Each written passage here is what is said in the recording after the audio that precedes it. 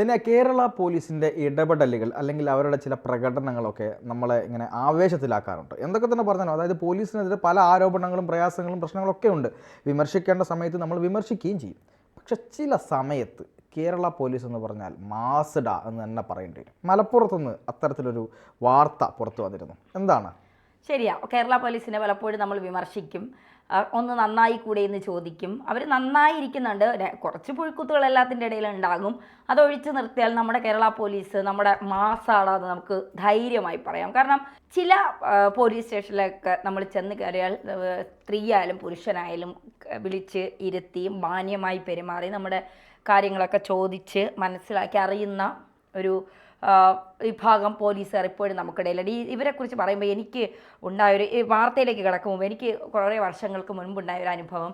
ഞാൻ തൃശ്ശൂർ മംഗളം ചാനലിൽ വർക്ക് ചെയ്തുകൊണ്ടിരിക്കുന്ന സമയമാണ്. അപ്പോൾ അന്ന് വീട്ടിൽ നിന്ന് രാത്രി ഡ്യൂട്ടി കഴിഞ്ഞ് നമുക്ക് വീട്ടിലേക്ക് വരാൻ അപ്പോഴേ നമുക്ക് പറ്റൂ.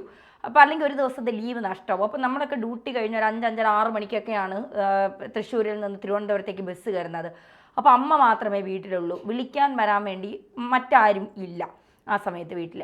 അപ്പോൾ ഞാൻ ഒരു ദിവസം വന്നിറങ്ങിയപ്പോൾ രാത്രി 12-12:30 മണി കഴിഞ്ഞു. അപ്പോൾ എനിക്കാണെങ്കിൽ അത്യാവശ്യം അപ്പോൾ മീഡിയ പ്രവർത്തനങ്ങളിലൊക്കെ കയറിയ സമയമാണ്. എന്ന് പറഞ്ഞാൽ ഇപ്പോൾ 12 മണി പേടിയില്ല എന്ന് വെച്ചാൽ ഇപ്പോഴും അത്യാവശ്യം പേടിയൊക്കെ ഉണ്ട് രാത്രി 12 മണി. എങ്കിലും അന്ന് നല്ല പേടിയുള്ള സമയമാണ്. അപ്പോൾ ബസ്സിൽ നിന്ന് ഇറങ്ങിയപ്പോൾ അതിന് കണ്ടക്ടർ നല്ലൊരു മനുഷ്യനായിരുന്നു കേട്ടോ. അദ്ദേഹം എന്നോട് ചോദിച്ചു വിളിക്കാൻ വീട്ടിൽ നിന്ന് വരാൻ ആരെങ്കിലും ഉണ്ടോ എന്ന്. അപ്പം ഞാൻ സർപ്രൈസ് ആയിട്ടാണ് വീട്ടിലേക്ക് വരുന്നത്. വരും എന്ന് കാരണം ഞാൻ വരുമെന്ന് പറഞ്ഞാൽ അമ്മ മാത്രമേ ഉള്ളൂ. അമ്മയ്ക്ക് പിന്നെ ടെൻഷൻ കയറി എപ്പോഴെത്തും എന്ന് ചോദിച്ചിട്ട് അമ്മയ്ക്ക് കുറച്ച് അസുഖങ്ങളൊക്കെ ഉള്ളത്. അപ്പോൾ ഈ ടെൻഷൻ അടിച്ച് ചുമ്മാ ഉറക്കമൊഴിച്ചിരുന്നിട്ട് പിന്നെ നമ്മളെങ്ങനെ വരും, ഓട്ടോറിക്ഷ കിട്ടുമോ?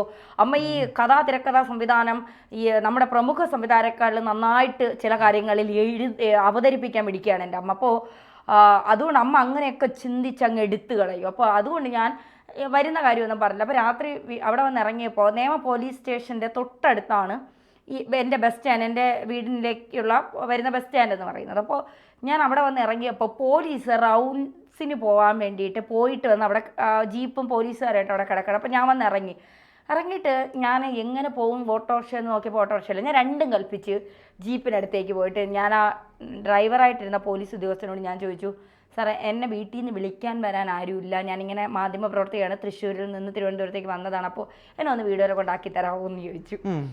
അപ്പോൾ ഉടനെ SI ആണെന്ന് തോന്നുന്നു. എനിക്ക് SIയുടെ പേര് പിന്നെ അത്രയും സഹായിച്ച ഒരാളുടെ പേര് ഓർമ്മയില്ലെന്ന് ചോദിച്ചാൽ സത്യത്തിന് എനിക്ക് ഓർമ്മയില്ല ഇപ്പോൾ. അദ്ദേഹം ഉടൻ തന്നെ എന്നോട് പറഞ്ഞു മുൻ സീറ്റിലേക്ക് കയറിക്കോളൂ. എന്നിട്ട് അദ്ദേഹം പുറകിലിരുന്നു. പുറകിൽ 2 പോലീസ് ഉദ്യോഗസ്ഥർ വേറെയുണ്ട്. അദ്ദേഹം അവരോടൊപ്പം കയറിയിരുന്നു. എന്നെ ഫ്രണ്ട് സീറ്റിലിരുത്തി.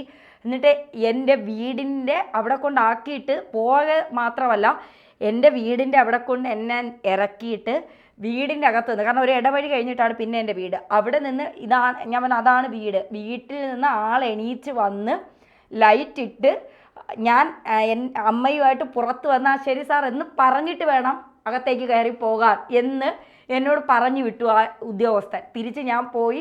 അപ്പം എന്നെ കണ്ടിട്ട് അമ്മ കുറേ വഴക്കൊക്കെ പറഞ്ഞു, ഈ രാത്രി എന്തെങ്കിലും സംഭവിച്ചോ, നീ എന്ത് ചെയ്യും, നീ കൂടുതൽ മാധ്യമപ്രവർത്തകൻ എന്നും പറഞ്ഞു അങ്ങനെയൊക്കെ പറഞ്ഞു. അമ്മമാരുടെ ഒരു ആദ്യം ഉണ്ടല്ലോ, അത് മൊത്തം അമ്മ ആ സമയത്ത് ഒരു സെക്കൻഡ് കൊണ്ട് പറഞ്ഞു തീർക്കണം. അപ്പം ഞാൻ പറഞ്ഞു അമ്മ പോലീസ് വെളിയിൽ നിൽക്കുന്നു.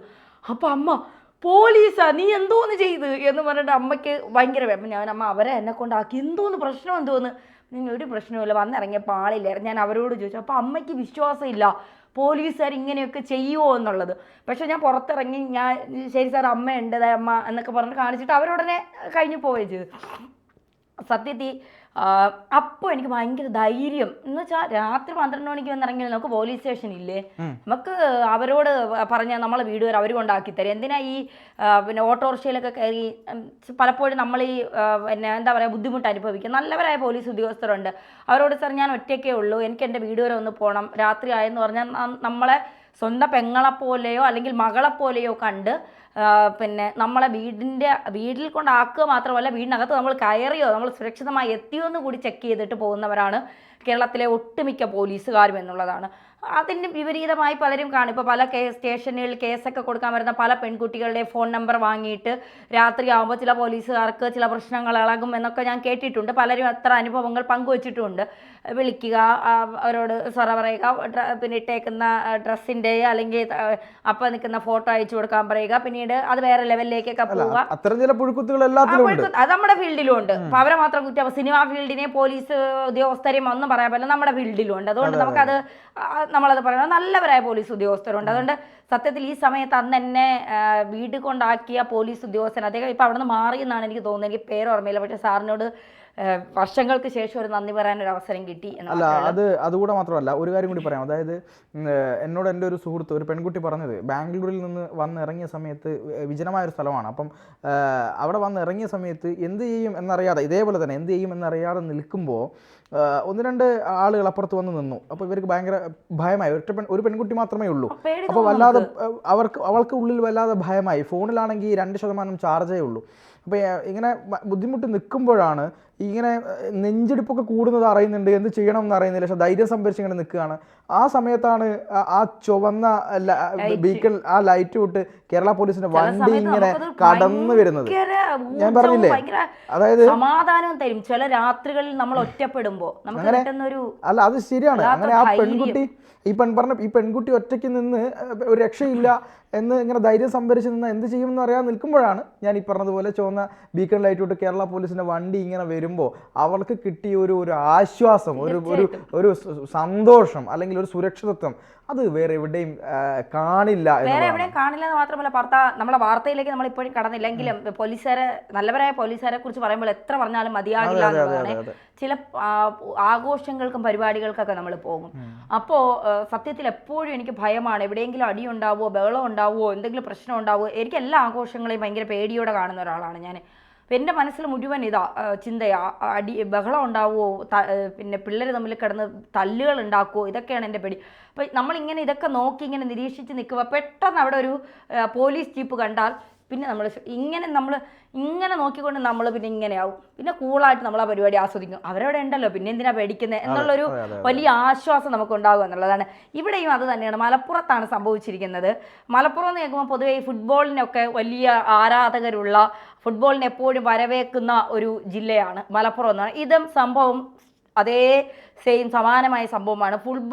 ഫുട്ബോളുമായി ബന്ധപ്പെട്ടുണ്ടായ ഒരു പ്രശ്നത്തിലാണ് പോലീസ് ഇടപെട്ടതും പിന്നീട് അത് പിന്നെ സോഷ്യൽ മീഡിയയിൽ വളരെ ചർച്ചയാവുന്നതും ഒക്കെ. മലപ്പുറത്തെ മൈതാനത്ത് കേരള പോലീസ് നടത്തിയ തീപ്പൊരി പ്രകടനം, അതാണിപ്പോൾ സോഷ്യൽ മീഡിയ ചർച്ച ചെയ്തത്. കളി കാര്യമായപ്പോൾ രംഗം ശാന്തമാക്കാൻ പോലീസ് ഉദ്യോഗസ്ഥർക്ക് ഇടപെടേണ്ടി വരികയായിരുന്നു. ഇനി എന്താണ് സംഭവം എന്ന് പറയാം. പെരിന്തൽമണ്ണ ഖാദർ അലി സെവൻസ് ഫുട്ബോൾ മത്സരത്തിനിടെ കളിക്കാരൻ റഫറിയെ മർദ്ദിച്ചതാണ് കൂട്ടത്തല്ലിൽ കലാശിച്ചത്. മർദ്ദനമേറ്റ റഫറിയെ ആംബുലൻസിലാണ് ആശുപത്രിയിൽ എത്തിച്ചത്. കളിക്കിടെ വീണ് കിടന്ന താരത്തിന്റെ നെഞ്ചിൽ ഒരു വിദേശ താരം ചവിട്ടിയതും സംഘർഷത്തിനിടയാക്കി. റഫറിയെ തല്ലിയ കളിക്കാരനെ കാണികൾ കൈകാര്യം ചെയ്തതോടെയാണ് കേരള പോലീസ് രംഗത്തിറങ്ങിയത്. പിന്നീട് ലാത്തി വീശി മൈതാനത്ത് നിന്ന് കാണികളെ ഓടിക്കുകയായിരുന്നു. ഇതിൻ്റെ ദൃശ്യങ്ങളൊക്കെ ഇപ്പോൾ സമൂഹ മാധ്യമങ്ങളിൽ വൈറലാണ്. സാധാരണ ഫുട്ബോൾ മത്സരങ്ങളിൽ അച്ചടക്ക നടപടിയുടെ ഭാഗമായി കളിക്കാരന് ചുമപ്പ് കാർഡ് ലഭിച്ചാൽ പകരക്കാരനെ നിയമിക്കാൻ കഴിയില്ല. എന്നാൽ സെവൻസിൽ ഇത് ബാധകമല്ലാത്തതാണ് പലപ്പോഴും അടിപിടിയിൽ കലാശിക്കുന്നത്. റഫറിയെ മർദ്ദിച്ചാൽ കളിക്കാരനെ 10 മത്സരങ്ങളിൽ നിന്ന് വിലക്കുന്നതായിരുന്നു നേരത്തെയുള്ള നിയമം. പിന്നീട് ഇതിൽ മാറ്റം വരുത്തി. ആക്രമണത്തിന്റെ സ്വഭാവം അനുസരിച്ച് 3 മുതൽ 5 വരെയുള്ള കളികളിലാണ് ഇപ്പോൾ വിലക്ക് ലഭിക്കുന്നത്. കളിക്കാരെ കിട്ടാതാകും എന്ന മറ്റ് കളിക്കാരുടെ പരാതിയാണ്, അല്ലെങ്കിൽ ക്ലബ്ബുകാരുടെ പരാതിയാണ് ഈ മാറ്റങ്ങൾക്ക് കാരണം. ശരാശരി 3000 രൂപ മുതലാണ് ഒരു ജൂനിയർ താരത്തിന് സെവൻസ് ഫുട്ബോളിൽ ലഭിക്കുന്ന പ്രതിഫലം. ക്ലബ്ബുകൾ ഉയർന്ന പ്രതിഫലം നൽകുമെന്നതിനാൽ Santosh trophy, super league, Kerala താരങ്ങളും സെവൻസിൽ കളിക്കാൻ ഇറങ്ങാറുണ്ട്.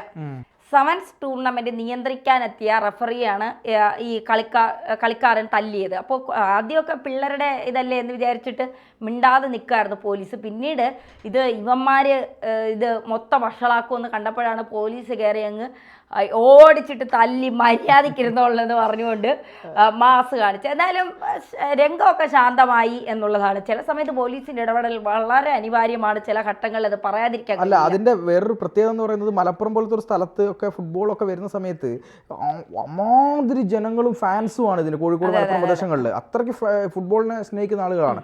അപ്പോൾ നമ്മളിപ്പോൾ ഇവിടെ കലൂരൊക്കെ കാണുമ്പോൾ നമ്മൾ ഒരുപാട് ആളുകൾ കാണുമ്പോൾ ഇങ്ങനെ അത്ഭുതപ്പെടുമല്ലോ. പക്ഷെ അത് അവിടുത്തെ ഒരു സെവൻസ് ടൂർണമെന്റിനൊക്കെ അവിടെ അത്ര ആളുകളുണ്ടാവും. അതാണ് അതിന്റെ പ്രത്യേകത. അങ്ങനത്തെ ഒരു സ്ഥലത്ത് ഈ വിദേശ താരം ഈ പറയുന്ന റഫറിയുടെ നെഞ്ചത്ത് ചവിട്ടി അത്രയ്ക്ക് അപകടത്തിലേക്ക് പോയപ്പോഴാണ് ഇത്രയും വലിയ ആൾക്കൂട്ടത്തെ നിയന്ത്രിക്കാൻ പോലീസ് അവിടെ ഇടപെട്ടിട്ട് ഇവരിങ്ങനെ ചെതറി ഓടുന്ന ഒരു രംഗമുണ്ട്. അതാണ് ഇങ്ങനെ സോഷ്യൽ മീഡിയയിലൊക്കെ ഇങ്ങനെ പരക്കുന്നത്. അത്രയും വലിയ ഒരു ജനക്കൂട്ടത്തെ 4 ലാത്തി കൊണ്ട് നേരിടുന്ന ആളുകൾ സുരക്ഷിതത്വം ഉറപ്പുവരുത്താൻ വേണ്ടിയാണ്. അതാണ് പോലീസിന്റെ പവർ എന്ന് പറയുന്നത്.